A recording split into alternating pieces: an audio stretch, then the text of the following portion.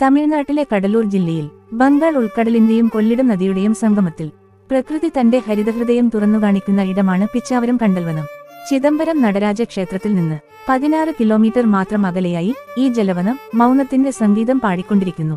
ലോകത്തിലെ ഏറ്റവും വലിയ കണ്ടൽവനങ്ങളിൽ ഒന്നായ പിച്ചാവരം 1400-ലധികം ഹെക്ടർ വിസ്തൃതിയിൽ പടർന്നുകിടക്കുന്ന ഒരു ജലവിസ്മയമാണ്.